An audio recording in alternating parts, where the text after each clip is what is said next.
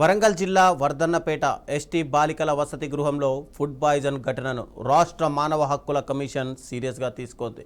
27 మంది విద్యార్థినులు అస్వస్థతకు గురైన ఘటనపై సుమోటోగా కేసు నమోదు చేసి విచారణకు ఆదేశించింది.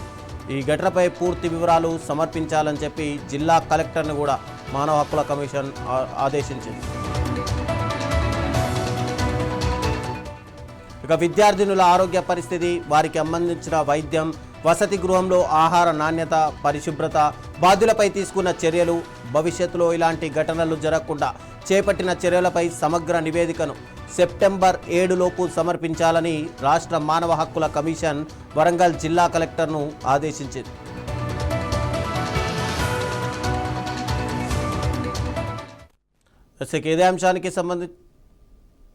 ఇదే అంశానికి సంబంధించి మరింత సమాచారం మా ప్రతినిధి సుధాకర్ అందిస్తారు. సుధాకర్, చెప్పండి, ఇక్కడ ఏకంగా ఫుడ్ పాయిజన్కి సంబంధించినటువంటి ఘటనలో మానవ హక్కుల కమిషన్ డైరెక్ట్గా ఎంటర్ అయిపోయింది. సో దీనిపైన అటు అధికారులు ఏమంటున్నారు? ఎందుకంటే ఇప్పటికే చాలా చోట్ల గురుకుల విద్యార్థుల పాఠశాలలు కానీ, లేదంటే ఎస్టీ విద్యార్థుల పాఠశాలలు కానీ, ఇవన్నీ చూసుకుంటే కనుక చాలా దగ్గర ఇలాంటి కేసులు నమోదవుతూనే ఉన్నాయి ఫుడ్ పాయిజన్కి సంబంధించి. ఎందుకు ప్రభుత్వం అనేది భద్రతా చర్యలు కఠినం చేయట్లేదు అసలు? Thank you Ravichandra.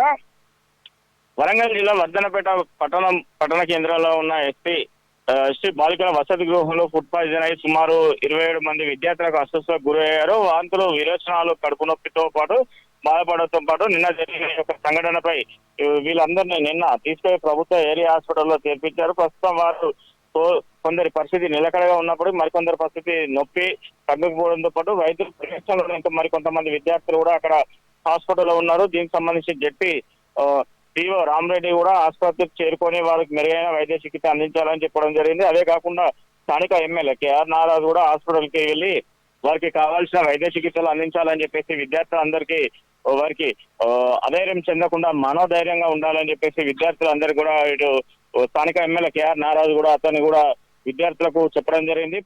ప్రతి క్షణం ప్రతి నిత్యం కూడా వీరు ఈ యొక్క ఏరియా ప్రాంతాలకు సంబంధించిన ఒక ఏవైతే హాస్టల్స్ ఉన్నాయో ఈ యొక్క హాస్టల్స్ ఇవన్నిటిని కూడా వారు మొత్తం ఎప్పటికప్పుడు పర్యవేక్షిస్తున్నారు. ఎందుకంటే జిల్లా కలెక్టర్లతో పాటు ఇటు స్థానికంగా ఉన్న ఎమ్మెల్యేలను మరి ఇతర లీడర్లు కూడా వెళ్ళి ఈ యొక్క హాస్టల్లో ఫుడ్ నాణ్యత ఎలా ఉంది అని చెప్పేసి ఆహారం వారికి సరైన ఆహారం ఇస్తున్నారా ఇవ్వట్లేదా అనే ఒక దానిపైన కూడా మొత్తం పూర్తి స్థాయిలో కూడా ఎప్పటికప్పుడు పర్యవేక్షిస్తుంటున్నారు. ఎందుకంటే ఇటు వరంగల్, హనుమకొండ 2 జిల్లాలు పక్కపక్కనే ఆనుకొని ఉంటాయి కాబట్టి ఈ యొక్క 2 జిల్లాలకు సంబంధించిన కలెక్టర్లు కూడా కొన్ని హాస్టల్లోకి వెళ్ళి రాత్రి పూట నిద్రలు కూడా అక్కడే పడుకోవడం జరుగుతుంది. మరికొంతమంది వారికి ఫుడ్ కు సంబంధించిన విషయంలో కూడా ఫుడ్ నాణ్యత ఎలా ఉంది, ఎట్లా ఉంటుంది, ఆహారం కరెక్ట్ అయిన అంటే నాణ్యత ఆహార పదార్థాలు వాడుతున్నారా ఎలా అని చెప్పేసి ప్రతి క్షణం నిరీక్షణం కూడా ఇలాంటివన్నీ కొనసాగిస్తున్నా కూడా ఈ యొక్క పరిస్థితి రావడం అనేది చాలా దుర్గుణీయమని చెప్పి ఇటు అధికారులు కానీ వీరందరూ కూడా చెప్తున్నారు. ఎందుకంటే ఈ హాస్టల్ సంబంధించి ఫుడ్ సప్లై చేసేవారు ఉంటారు,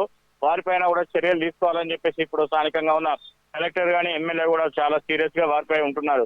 ముందే కూడా తెలిసినా కూడా పట్టించుకోలేదని చెప్పేసి అధికారుల పైన కూడా నిర్లక్ష్యం ఉందని చెప్తున్నారు. ఎందుకంటే గత నెల 2వ తారీఖు ఆదివారం నాడు ఉదయం చపాతి, ఆలు కర్రీ తిన్న కొన్ని గంటల్లో నుంచి విద్యార్థులకు కూడా కడుపు నొప్పి, దాంతో పాటు వాంతులు, విరేచనాలు రావడంతో పాటు హాస్పిటల్ ఉంటున్నారు. కానీ రాత్రి అయ్యేసరికి అది కాస్త ఎక్కువైందని చెప్పి అదే సమయంలో వార్డెన్ లేకపోవడంతో పాటు ఏఎన్ఎంలు మళ్ళీ టాబ్లెట్స్ వేసి ఈ యొక్క పడుకున్న విద్యార్థుల కడుపు నొప్పి ఆ రాత్రి కూడా నిద్ర లేకపోవడంతో పాటు పొద్దున్నే ఉదయాన్నే లేచి చూసినాక విద్యార్థుల పరిస్థితి చాలా సీరియస్ గా ఉండడంతో పాటు స్థానిక ఏరియా హాస్పిటల్ కూడా తరలించడం జరిగింది.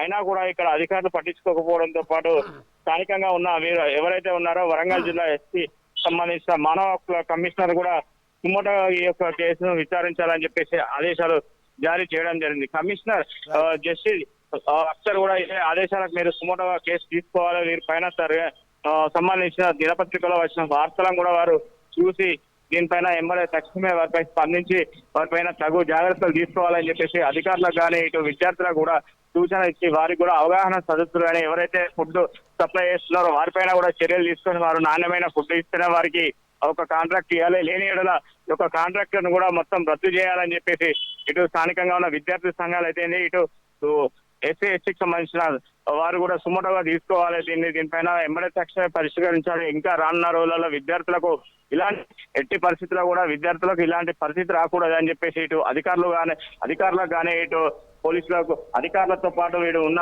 హాస్టల్ వార్డెన్ కు టీచర్స్ కూడా వారు పెద్ద ఎత్తున కూడా మెమోలు కూడా ఇవ్వడం జరుగుతుంది. Ravichandra. Right, thank you Sudhakar.